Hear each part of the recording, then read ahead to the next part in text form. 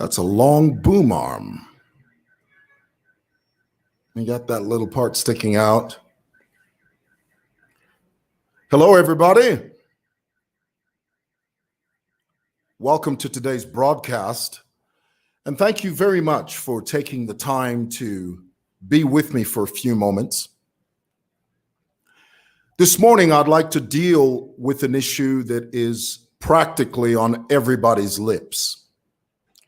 And it's the issue of bullying in our public school system and in our school system in general.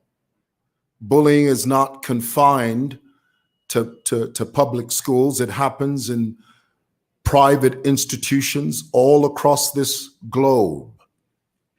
So really, this is a very important conversation. There's certain things that happen in life, and you must understand this,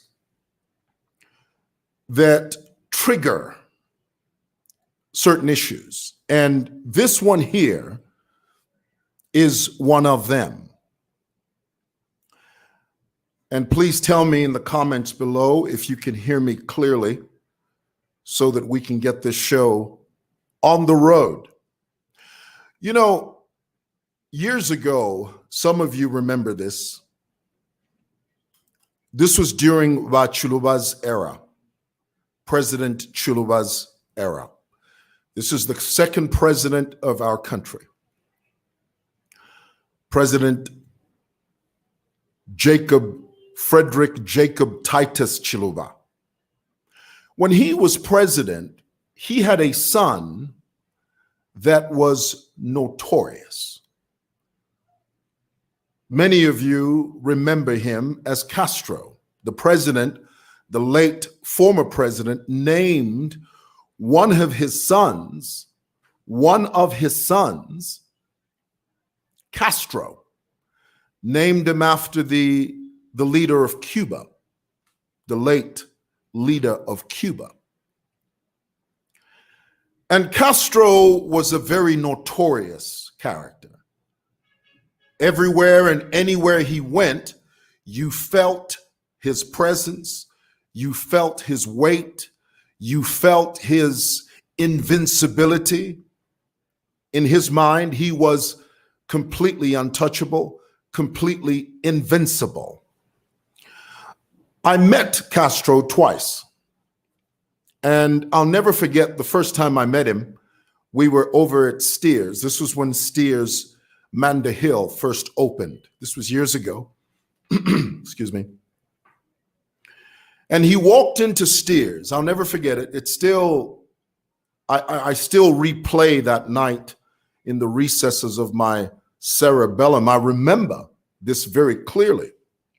Castro walked in, and for no apparent reason, I don't know why he did this, his father's portrait was hanging on one of the walls in the restaurant. And he walked in and completely unannounced, he pointed at his father's portrait and he said, and he shouted. For those of you that were there, you remember this. This was a public place. This didn't happen in private. What I'm telling you is my account of my first encounter with Castro.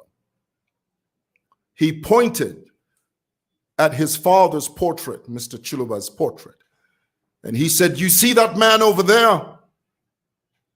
That's my father. He's not your father. He's my father." And then he began to do these antics in the restaurant. I for the life of me, I couldn't figure out what he was about or what he was trying to do. But to make a long story short, he literally made a spectacle of himself. And I turned to somebody, I said, who is this? Who is this boy? And someone said, oh, that's the president's son. I said, well, that doesn't give him the right to act like a crazy maniac, even if he is the president's son.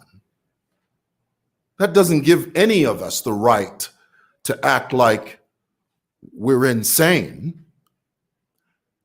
I said that I gave you that story to tell you this. And of course, I know that President Chuluba did everything within his power. And I think at some point he actually issued a statement talking about his son's antics. Because, you know, parents sometimes have no control over a child's behavior. They can try to lead a son or a daughter in the right direction, but sometimes it doesn't always happen that way. And I remember President Chuluba doing everything within his power to try and control his son, to try and convey the message that, my son, everything you say and do is in the public's eye, and it is a reflection on my parenting, is the attitude Bachilua had. Because the truth is, Bachilua was a father, and of course no father wants to see a child acting that way. So I know for a fact that President Chuluba never endorsed that type of behavior. But you see, children being who they are, children being independent thinkers. Somebody once said that God has no grandchildren. And it's true. Just because your father is a pastor doesn't mean that you're a Christian. Just because your father is a good man doesn't mean you will be a good man. Just because your father was intelligent, it doesn't mean you will automatically be intelligent. This is the reason the Word of God says, work out your own salvation with fear and trembling. When you stand before God, you stand in the solitude of yourself. You do not stand with an army. You don't stand with a family. You stand on your own. So my point is this: everything you do as a child, irrespective, irregardless of your affiliation with men of power in the government, everything you do as a child, that's your responsibility, especially as an adult. A child, it can at least be condoned, if not excused. An infant can at least be condoned, if not excused. But an adult, 16, 17, 18, 19, 20 years old, you're on your own. But here's the caveat. Your behavior is a reflection, in a sense, of your parents. Embrace that. I want you to let that sink in. As much as we stand on a pedestal and say, well, you know, work out your own salvation with fear and trembling, you stand on your own, you are responsible for what you do and what you say. As much as we say that, the truth is, a child's behavior is a reflection of the parent's style of parenting. So it brings us now to this issue of this young man at St. Paul's Secondary School over there in Kabwe. Yes, we understand that he's an independent thinker.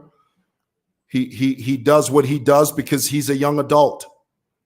But the very fact that he's the son of a prominent politician causes us to pause. It gives us a moment to pause.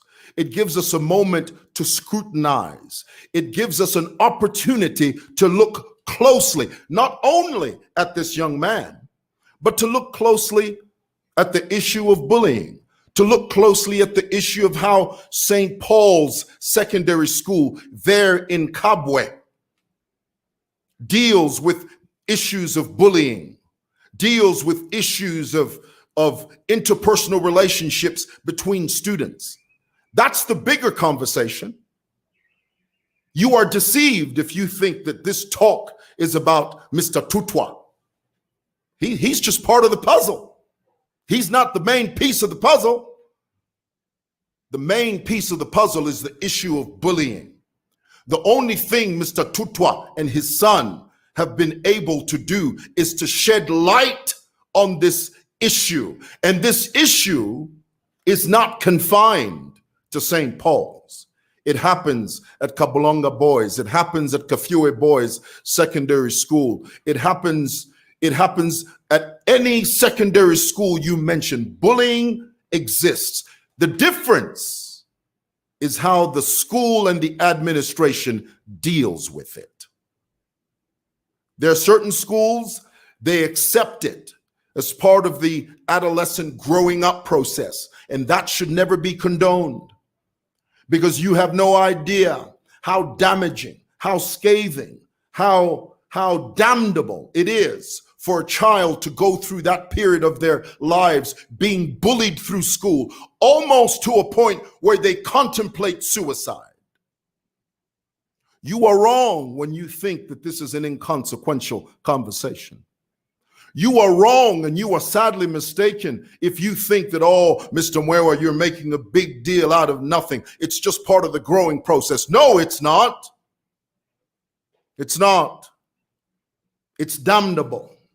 It's despicable. It ought not to be that way.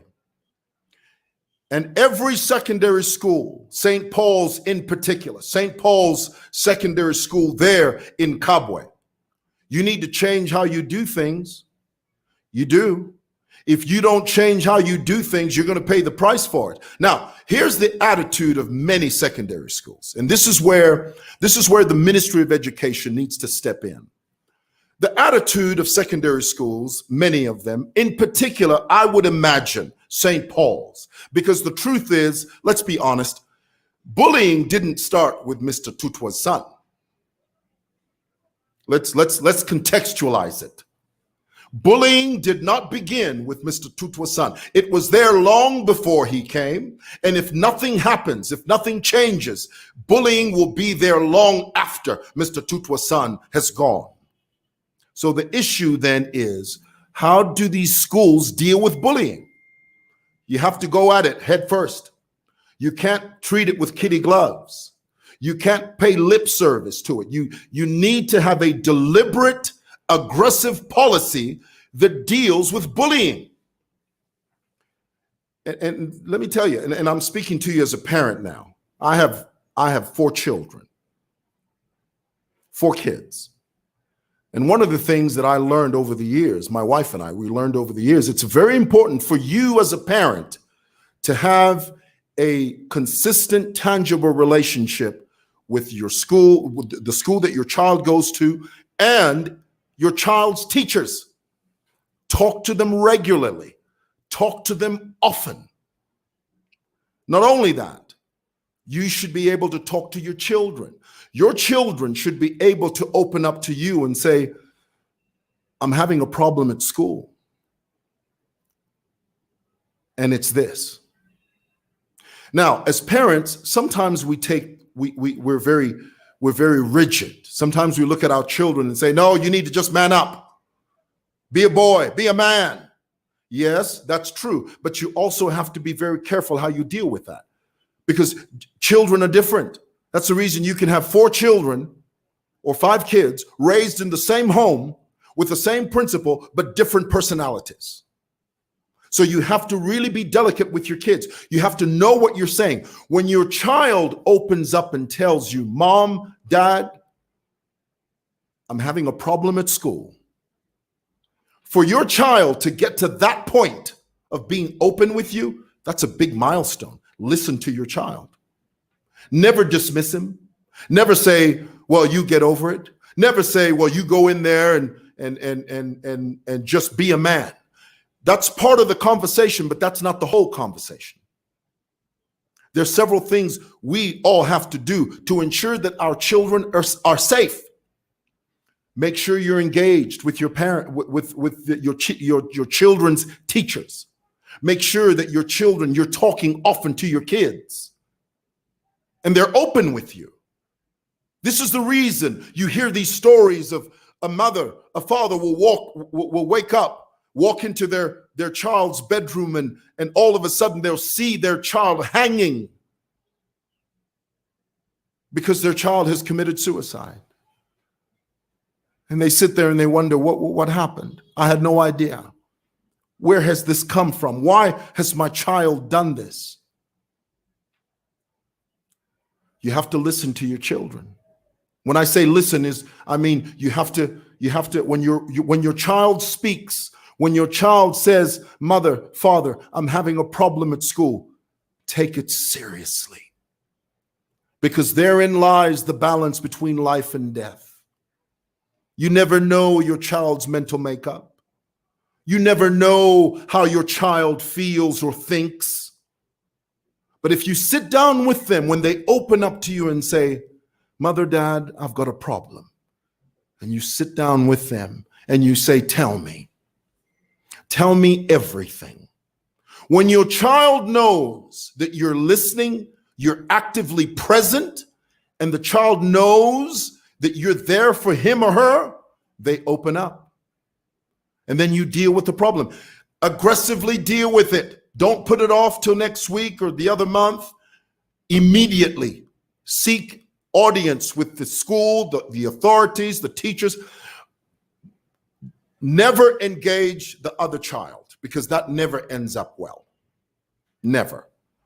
Never take it upon yourself to confront your child's bully. That will never end well. You'll punch the boy, you'll beat him up, and then that's going to turn into something else. But if you want to do it the right way, and the right way is the most difficult way, the wrong way is the easiest way, because the nature of man is to protect your children. That's the nature of man. That's the nature of it's a woman's instinct. When you see someone harming your child, the first thing you want to do is to break them down and say, "How dare you touch my child?" It's the right thing to do, but it's the wrong way to do it. I want you to get that. It's the right thing to do, but it's the wrong way to do it. The right way to do it is you engage the school. Now, here's the thing. If the school doesn't listen, if the school is not doing everything within their power to address the issue, if the school is paying lip service, remove your child. Remove your child from that school. You will be better for it. I know it's a nuisance, because as a parent, you start thinking, "No manga na mufumia, ampera no menchro ya kufa no beskuri ya new, ukushita ma uniform, ukushite nsapato ya new." Yes, it's a nuisance, but you just have to, that's what parenting is. That's what you have to deal with as a parent. Being a parent is not convenient. It's an inconvenience. It's a blessed inconvenience. So sometimes you have to move out of your comfort zone in order to protect your child. It's easier to say to your child, "No, just stay in that school. After all, your brother went there, your sister went there, you should go there. After all, your brother and sister finished there, you should finish there." But when your child comes to you and tells you with teary eyes and a palpitating heart, "Mother, Dad, I'm being bullied at that school," if you don't deal with it, you're going to raise a fractured child. I want you to get that. If you don't deal with it, you are going to raise a fractured child. Emotionally, mentally, they'll be fractured. So deal with it, okay? All right, that's all I had to say. 20 minutes. Let's read what you guys are saying.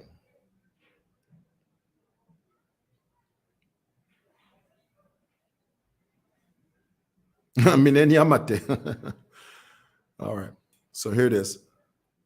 Let's read this. What is this? What is goodness? You're talking about erectile dysfunction. We're talking about parenting here, for goodness sake.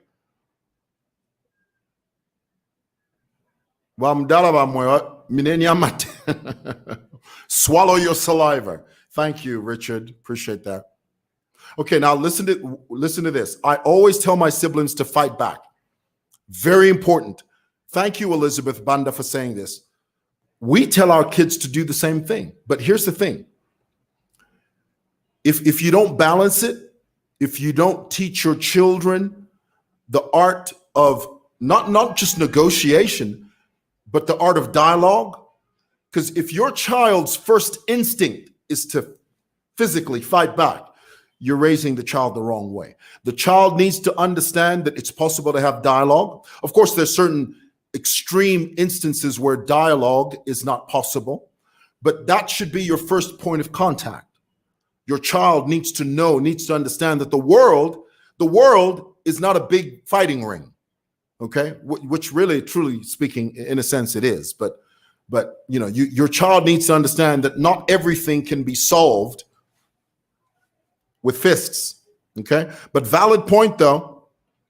Valid point. Silumesi. This talk is very important. Mental health and associated topics, bullying, depression, are often ignored in our setup. Very true. Thank you, Silumesi.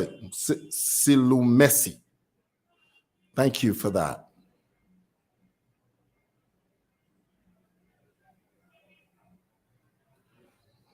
Kate Wale, no, just press criminal charges so that the culprit is dealt with by law. Yes, I believe it's very important. In the case of Mr. Tutwa's son, the allegation is that he beat up this 13-year-old boy. The parents of that boy need to take this issue to the police because it's aggravated assault. What do they call it? It's assault occasioning bodily harm. That's how we say it in Zambia. I don't know how you guys say it over there, but it is assault occasioning bodily harm, something like that. Yeah. Okay, guys, thank you so much for listening. I appreciate that. God bless you. Have a wonderful day. Bye.